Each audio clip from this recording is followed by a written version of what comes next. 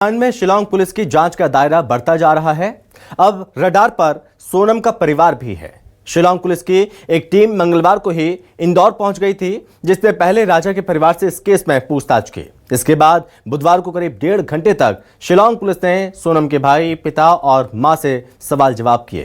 Police को शक है कि राज हत्याकांड में 5 आरोपियों के अलावा कुछ और लोग शामिल हो सकते हैं, और वो कौन है, अब इसकी भी पड़ताल में पुलिस जुट चुकी है।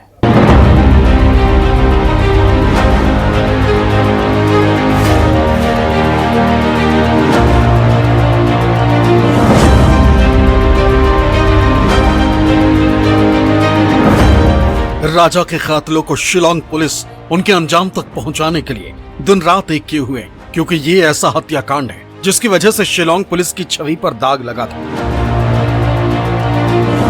सोनम के परिवार ने कई तरह के सवाल उठाए थे, लेकिन अब शिलांग पुलिस इस केस को अंजाम तक पहुंचाकर आरोपियों को सजा दिलाने के लिए तमाम सबूत जुटा रही। सबूतों की तलाश में शिलांग पुलिस शिलांग से इंदौर पहुंच चुकी। बुधवार की दोपहर शिलांग पुलिस की एक टीम सोनम के घर पहुंची, क्योंकि एक दिन पहले ही शिलांग के एसपी ने कहा था कि इस केस में सोनम के परिवार से भी पूछताछ होगी। सोनम के पिता देव सिंह रघुवंशी पहले दिन भले ही अपनी बेटी के पक्ष में बयानबाजी कर रहे थे, यहां तक कि मेघालय पुलिस पर भी उंगली उठा रहे थे, लेकिन जैसे जैसे केस की परतें खुली, गोविंद के अलावा सोनम के बाकी परिवार वालों ने न सिर्फ मीडिया बल्कि परिचितों से भी दूरी बना ली, यहां तक कि अपने घर के दरवाजों को भी पूरी तरह बंद कर दिया। लेकिन इन बंद दरवाजों को बुधवार को शिलांग पुलिस ने पहुंचकर खुलवाया। शिलांग पुलिस के इन्वेस्टिगेशन को लेकर जो जानकारी सामने आई, उसके मुताबिक पुलिस ने करीब 1.5 घंटे तक सोनम के परिवार से पूछताछ की। शिलांग पुलिस ने सोनम के पिता देव सिंह रघुवंशी, सोनम की मां, सोनम के भाई गोविंद रघुवंशी और भाभी से पूछताछ की। पुलिस ने सोनम के शादी से पहले और बाद के व्यवहार में बदलाव को लेकर सवाल किए। इसके अलावा सोनम के प्रेम संबंध के बारे में भी परिवार से पूछा। मां से पुलिस ने पूछा कि क्या राज कुशवाहा से प्रेम संबंध की उन्हें जानकारी थी। सोनम के 2 सूटकेस भी घर में रखे थे, उन्हें पुलिस टीम ने चेक किया। इसके अलावा सोनम के कमरे की भी पुलिस ने तलाशी ली। पुलिस ने परिजनों से पूछा कि हनीमून पर जाने के बाद उनकी सोनम से बात हुई थी क्या, और आखिरी बार सोनम ने परिवार को कब फोन किया। पुलिस ने गोविंद से एक बार फिर सवाल किया कि जब सोनम ने सरेंडर करने के लिए कॉल किया तो क्या कहा था। पुलिस ने सोनम की मां से सवाल किया कि क्या सोनम शादी तय होने से खुश थी या नहीं, क्या उसने किसी दूसरे लड़के से संबंध होने का आपसे जिक्र किया था या नहीं। मुझे बुलाया तो है शिलांग बयान लेने के लिए, मगर अभी तक कोई कंफर्मेशन नहीं है, और अभी तक उनका कोई तरफ उधर से कोई ऐसा तगड़ा फॉलोअप भी नहीं है कि मतलब अभी अर्जेंट आना है। मैंने उनको बोला है कि आप अगर कोई भी इमरजेंसी हो तो मेरे को आप बताना, मैं जो भी पहली फ्लाइट होगी उससे मैं आ सकता हूँ। इस केस में गवाह के तौर पर गोविंद रघुवंशी भी अहम किरदार है, क्योंकि 8 और 9 जून की रात जब सोनम ने सरेंडर किया था तो उसने सबसे पहला फोन अपने भाई गोविंद को ही किया था। उसी ने पुलिस को इसकी जानकारी दी थी। इतना ही नहीं, जब शिलांग पुलिस सोनम को तलाश रही थी तब गोविंद भी पुलिस के साथ था। सोनम के परिवार से पूछताछ के बाद पुलिस गोविंद को साथ लेकर इंदौर के उसी गोदाम में पहुंची जहां सोनम के पिता का सनमाइका का काम है। वजह ये थी कि इसी गोदाम में राज कुशवाहा काम करता था और सोनम भी यही काम करती थी।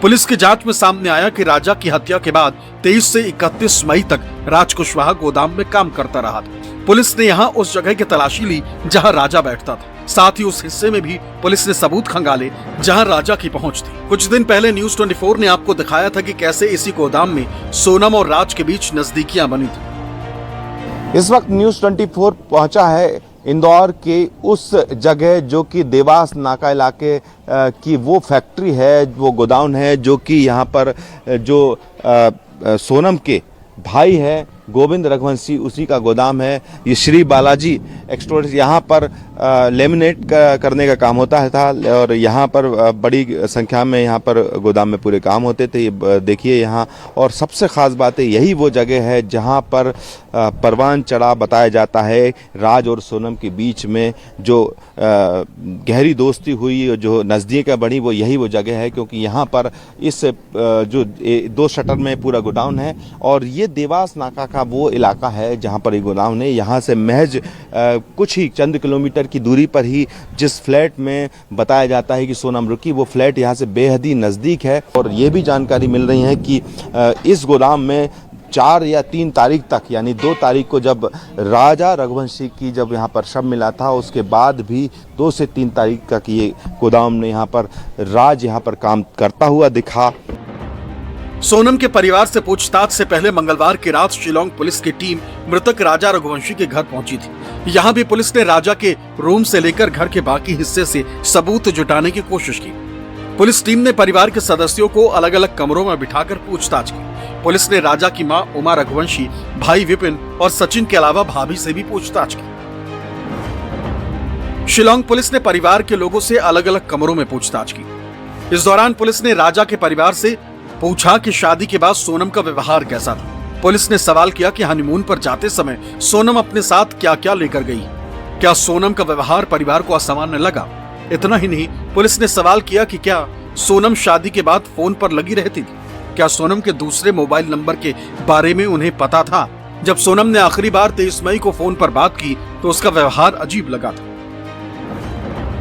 वैसे शादी के बाद सोनम ससुराल में ज्यादा दिन रही नहीं थी। 11 मई को शादी के बाद सोनम 14 मई तक रही। इसके बाद वो गौना के लिए मायके लौट आई थी। वापसी के बाद उसने राजा के मर्डर की साजिश को फाइनलाइज किया था।